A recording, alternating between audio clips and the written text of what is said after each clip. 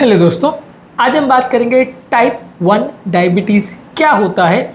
इसके बारे में जानने का प्रयास करेंगे कि इसके क्या कारण होते हैं, क्या रिस्क फैक्टर्स होते हैं और क्या इसके लक्षण होते हैं। ज़्यादातर लोग जितना डायबिटीज़ को समझते हैं वो टाइप 2 यानी बड़ों की डायबिटीज़ के बारे में जानते हैं, लेकिन टाइप 1 डायबिटीज़ इससे कैसे फ़र्क होता है ये जानना और समझना भी बहुत ज़रूरी है, क्योंकि ये भी काफ़ी कॉमन है। और यदि हम ये नहीं समझ पाएंगे कि बच्चों को भी डायबिटीज़ हो सकती है तो हम उसमें अक्सर इग्नोर कर देंगे और उसमें हम जो ट्रीटमेंट स्टार्ट करना चाहिए वो नहीं कर पाएंगे, जो कि कभी कभी जानलेवा भी हो सकता है। तो आज हम टाइप 1 डायबिटीज़ यानी बच्चों की डायबिटीज़ को समझेंगे।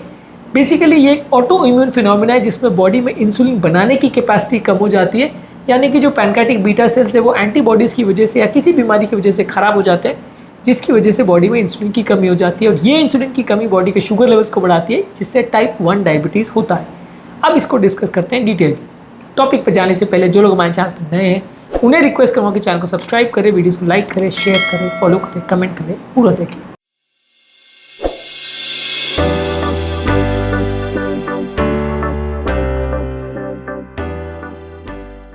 सबसे पहले इसके कारण, कोई भी कारण से बॉडी में अगर एंटीबॉडीज बन जाते हैं तो पैनक्रियाटिक बीटा सेल्स को डिस्ट्रॉय कर सकते हैं, जिससे इंसुलिन बनना कम हो सकता है।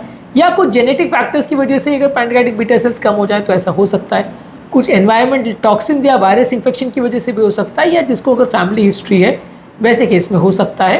इसके लक्षण ज़्यादातर अडल्ट वाले डायबिटीज़ जैसे ही हैं। इसमें ज़्यादातर लोग को बहुत भूख लगना, बहुत प्यास लगना, बहुत ज़्यादा कई बार पेशाब होना, बहुत ज़्यादा वजन कम हो जाना, बहुत ज़्यादा कमजोरी सुस्ती का एहसास होना, दिखाई प्रॉपर नहीं देना और बॉडी में बहुत ज़्यादा कीटोन बॉडीज़ बन जाना, जिसमें डायबिटिक कीटोएसिडोसिस जो आता है, जो कि अपने आप में एक बड़ा इशू है, जिसमें कई बार बच्चे पेट दर्द और सीवियर नौजिया वॉमिटिंग को लेके आते हैं। और जब ये बच्चों को भर्ती करते हैं तो पाते हैं कि उनका शुगर बहुत ज़्यादा है। कीटोसिस की वजह से ये सिम्टम्स होते हैं। डायबिटिक कीटोएसिडोसिस क्या होता है ये हमने ऑलरेडी एक सेपरेट वीडियो में डिस्कस किया है। इसको टेस्ट कैसे करते हैं? बच्चे का खाली पेट और भरे पेट का हम शुगर वैल्यूज़ चेक करते हैं, उसमें कितना शुगर आ रहा है ये देखते हैं। HbA1c यानी 3 महीने का एवरेज शुगर वैल्यूज़ कितना है वो चेक करते हैं। बच्चे के बॉडी में कोई एंटीबॉडीज़ जैसे कि GAD65 एंटीबॉडीज़ और ICA512 एंटीबॉडीज़ जो कि पैनक्रियाटिक बीटा सेल्स को डिस्ट्रॉय कर सकते हैं वो देख सकते हैं। या हम देख सकते हैं बॉडी का C पेप्टाइड लेवल्स, जो कि इनडायरेक्टली ये इंडिकेट करता है कि ब्लड में कितना इंसुलिन हार्मोन बन रहा है, इंसुलिन हार्मोन बनाने की कैपेसिटी कितनी है। जितनी ज़्यादा कैपेसिटी है उतना ज़्यादा C पेप्टाइड बनेगा, उतना डायबिटीज़ कम होने का चांस है। C पेप्टाइड कम है इसका मतलब इंसुलिन कम बन रहा है और इसका मतलब टाइप 1 डायबिटीज़ है। C पेप्टाइड क्या होता है और कैसे इसको जांच करते हैं इसका हमने ऑलरेडी एक अलग वीडियो किया है। अब बात करेंगे इसके मैनेजमेंट में। मैनेजमेंट सबसे इंपॉर्टेंट चीज़ है कि ये केस में बॉडी में इंसुलिन की ओवरऑल कमी है, इसीलिए हम पेशेंट को इंसुलिन पे ही रखते हैं। बाकी कोई भी दवा इतनी ज़्यादा इसमें इफेक्टिव नहीं होती। हालांकि दवा कोई भी इफेक्टिव नहीं होगी ऐसा नहीं है, लेकिन हाँ बॉडी में क्योंकि पैनक्रियाटिक बीटा सेल नहीं है तो खासकर जो कॉमन डायबिटिक मेडिसिन जैसे सल्फोनाइड यूज होती है जो कि बॉडी का इंसुलिन लेवल बढ़ाती है वो इफेक्टिव नहीं होंगी। जो दूसरी दवाइयाँ हैं जो बॉडी का शुगर लेवल्स को दूसरे तरीक़ों से कम करती हैं वो इफेक्टिव हो सकती हैं।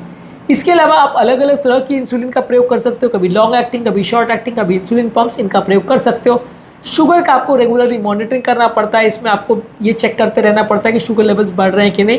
इसको फास्टिंग पोस्टमैंडल शुगर वैल्यू जैसे आप अडल्ट में चेक करते हो वैसे चेक करना है, या कंटिन्यूस ग्लूकोज मॉनिटरिंग टेस्ट कर सकते हो ये देखने के लिए कि 24 घंटे का कंटिन्यूस ग्लूकोज लेवल्स कितना आ रहा है वो आप कंटिन्यूस चेक कर सकते हो। इसके अलावा आप पेशेंट की डाइट का ध्यान रखते हो, इसमें आप इंसुलिन डोजेस को प्रॉपर मैनेज करने के हिसाब से उसके हिसाब से स्टेबल ब्लड ग्लूकोज लेवल रहे इसके हिसाब से प्रॉपर डाइट देते हैं। कार्बोहाइड्रेट कितना दे रहे हैं उस पर प्रॉपर ध्यान रखते हैं। होल फूड्स देते हैं, साग सब्जी फल ये सब ज़्यादा देते हैं। लीन या फैट फ्री प्रोटीन देते हैं, होल ग्रेन ज़्यादा देते हैं, मीठी चीज़ें नहीं देते हैं। इसमें एक्सरसाइज को लेकर थोड़े इश्यूज़ हैं, लेकिन एक्सरसाइज रेगुलर बेसिस पर बच्चे को कराने से बच्चे की ओवरऑल फिजिकल कैपेबिलिटी, उसकी इंसुलिन सेंसिटिविटी और उसकी ओवरऑल हेल्थ बेटर होती है, उसकी मसल की कैपेबिलिटी बेटर होती है। तो इसलिए एक्सरसाइज कराना चाहिए ज़्यादातर बच्चों को। कई लोग को ऐसा लगता है कि इतने बच्चे वीक होते हैं डायबिटीज़ वाले, इसको एक्सरसाइज नहीं कराना चाहिए, पर कराने से फ़ायदा ही होगा। इसके अलावा बच्चों को आपको प्रॉपर ट्रेनिंग देनी पड़ेगी कि वो इमरजेंसी सिचुएशंस को प्रॉपर तरीके से मैनेज कर सके। डायबिटीज़ के साथ क्या क्या इमरजेंसी से कॉम्प्लिकेशंस हो सकती है? सडनली शुगर लेवल बहुत कम हो सकता है, जिसमें बच्चे को कांपना या बहुत ज़्यादा पसीना आना या कन्फ्यूजन डेवलप हो सकता है। शुगर लेवल बहुत ज़्यादा बढ़ सकता है, जिसमें कीटोएसिडोसिस जैसे सिम्टम्स हो सकते हैं, या बहुत ज़्यादा पसीना आ सकता है, बहुत ज़्यादा प्यास लग सकती है, बहुत ज़्यादा यूरिन आ सकता है। डायबिटिक कीटोएसिडोसिस में कई बार सीवियर पेट दर्द होता है, सीवियर इंसुलिन डेफिशिएंसी हो जाती है और ये एक सीवियर इमरजेंसी है जहाँ बच्चों को एडमिट करना पड़ता है और शुगर लेवल्स को कम करना पड़ता है।